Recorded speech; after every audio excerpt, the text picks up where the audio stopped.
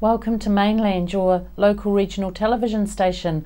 I'm Tania O'Meagher, and some of the stories coming up in today's news: debt reduction fiction, Marlborough woman on murder charge, the horde from Golden Bay, and more. A news headline has been called misleading to the public in reference to a Nelson Mail article and press release last Saturday on city debt levels, according to Councillor Tim Skinner. The headline claimed that Nelson City Council debt had decreased, which Tim Skinner claimed was untrue and misleading in an email he sent to Nelson ratepayers. He stated that Council had blown the debt calculated for the 2016-17 year ahead, slightly less than was forecast of $133 million prior in the long-term plan.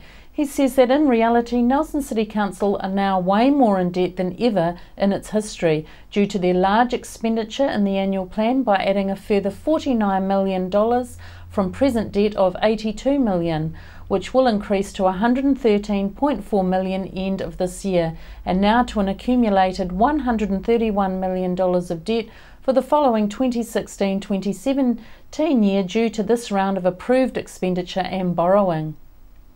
Councillor Skinner has said that in the meeting he felt there was no support of his concerns and instead saw a contentedness from the rest of the table on the spending. Tim Skinner calls them imprudent decisions that he says he has consistently debated on and voted against in the interest of Nelson's financial and community welfare. He said his fellow councillors and mayor put the debt increase down to capital projects. He acknowledges that many capital projects are vital and have been budgeted for, but says the rates in debt would not be continually increased if Council showed even a little restraint on some of the unnecessary, non-core private business and pet projects sign off at this meeting and over the past 3 years.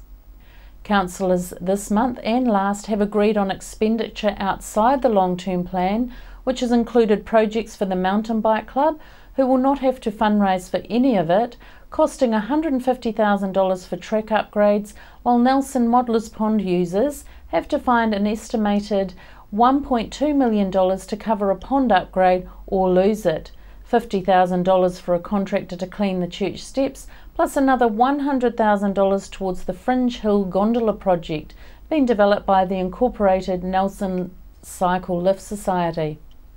Councillor Skinner told Mainland News that he sees a real disconnect from Council from the ratepayers they're representing. The final signing off of the annual plan will occur at a Council meeting on 2nd of June. You have been summoned for jury service are words you may receive if your name is on the New Zealand electoral roll. Over 200,000 New Zealanders are summoned for this duty each year.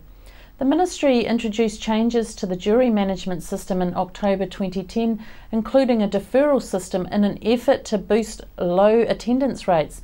So have attitudes changed, and are people eagerly attending this duty? Chrissy Small spoke with me about my experience after attending jury duty this week. Jury service. Some of us in Nelson have had the opportunities to be called up, and some haven't. Probably a lucky thing not to be called up for jury service, it seems.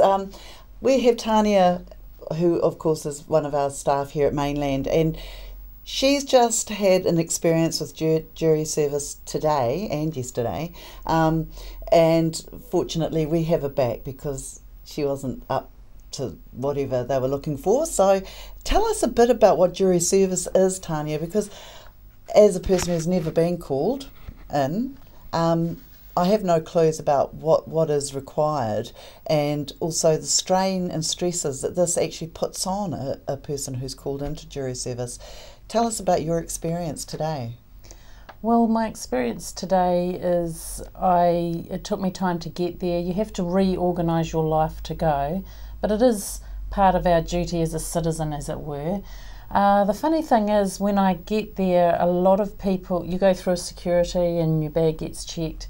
A lot of people are rolling their eyes, groaning about being chosen. So it's kind of a funny thing. We're all responsible citizens who want to do our part, but really we're all looking at our watches, hoping we don't get called up. So it's a real reluctance in many instances. Definitely that atmosphere there. Okay. Well, you're right. It does take, you've got to reorganise your life, don't you? I mean, you know, it was like suddenly we were down a person in the newsroom, and that put us all into overdrive, really, to try and make up for that loss.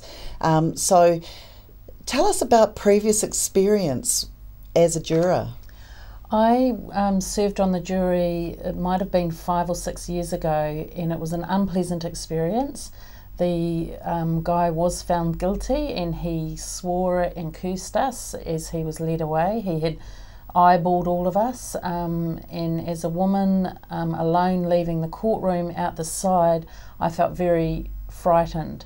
So the next time I was called up, I don't know why my name keeps coming up, but the next time I got called up, I said I don't want to do it, and I wrote a letter saying I feel afraid, I don't, you know, ever want to do jury service again.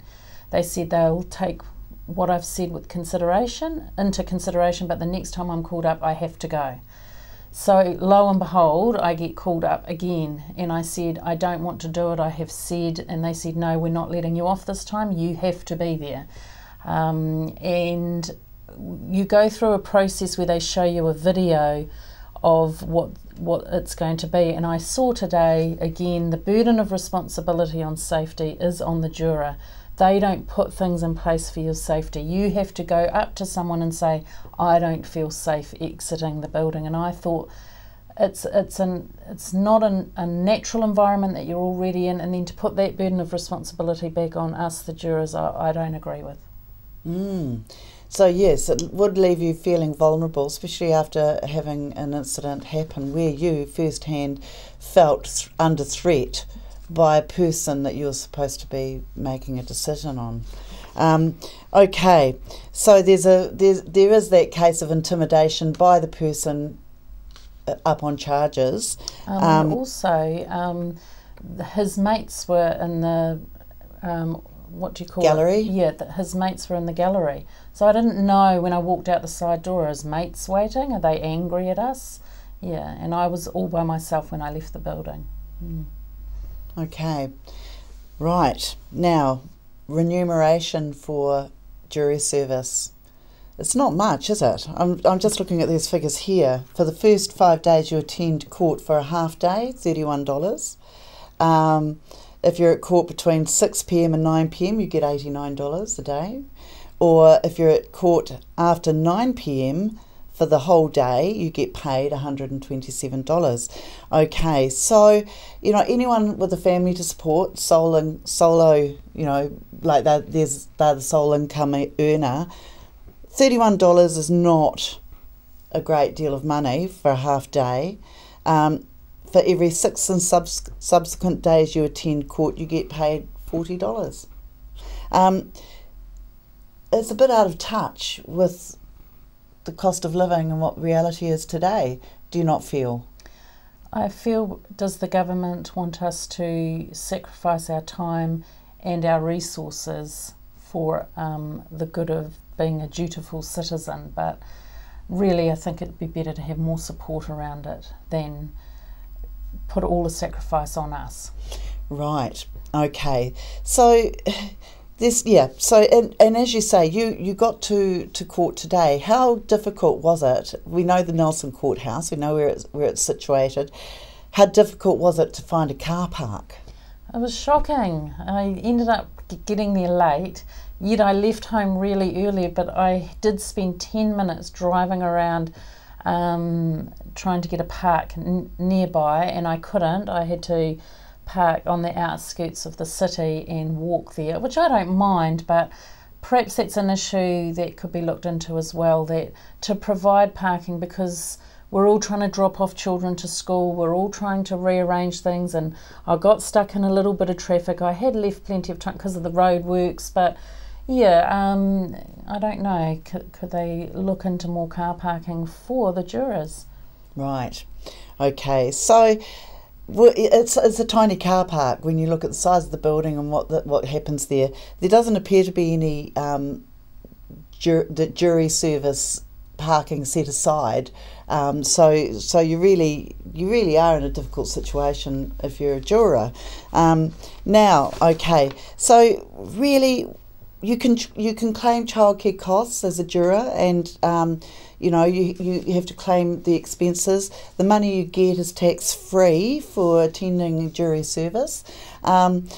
We'd like to hear anyone else's story, anyone that has experience being a juror here or anywhere actually, and just what it's meant for them in their life, and what they'd say to others who may get selected for jury service. Young people and youth agencies in Nelson, Tasman are gearing up for a week-long program of youth activities, events, workshops and exhibitions as Youth Week 2016 is celebrated across the world and in the top of the south. This year the theme is Aroa mai, aroha atu, giving back is giving forward, which advocates celebrating a culture of supporting each other within and across generations. Nelson Tasman Youth Workers Collective Coordinator Deanne Kilpatrick says Youth Week is about recognising the amazing contributions and achievements of New Zealand's youth. She says the aim is to inspire our society to value, support and affirm the diversity of its young people. Kirkpatrick is excited with the enthusiasm and support the region has shown towards embracing Youth Week celebrations. She said there has been some fantastic youth events planned for Youth Week, offering a variety of ways young people can be involved, from a lunchtime student concert in Motueka to chalk drawings at the 1903 Square. A Nelson Tasman Youth Week event listing brochure highlights the youth events on offer regionally and can be picked up from the Nelson City and Tasman District Council service centres and libraries, or at www.jamonline.co.nz. This week's Youth Week 2016 for Nelson Tasman begins this Saturday the 21st and runs through until Sunday 29th of May. The Awaroa beach title has now been transferred to the Crown. This means that the process of the beach going into the Able Tasman National Park has now officially commenced. Department of Conservation at the same time are working with all the various parties in the area to firstly keep them updated on the process, while trying to figure out how exactly the beach will fit into the National Park Management Plan, in a way all various parties are comfortable with to fit with the overall vibe involving iwi, District Council, neighbours, commercial interests, conservation groups, etc. The campaign fundraisers are also currently discussing a date for the gifting ceremony, but say it's a bit hard to tell when just yet, as there are numerous groups to talk to, while there are a lot of considerations to make with the planning of the ceremony too, especially when they want to invite everyone. They thank all those contributors for their patience as they move through this next chapter in the gifting of the beach. Blenheim Police on Monday received information that led to the discovery of the body of a 20-year-old woman at a residential Blenheim address.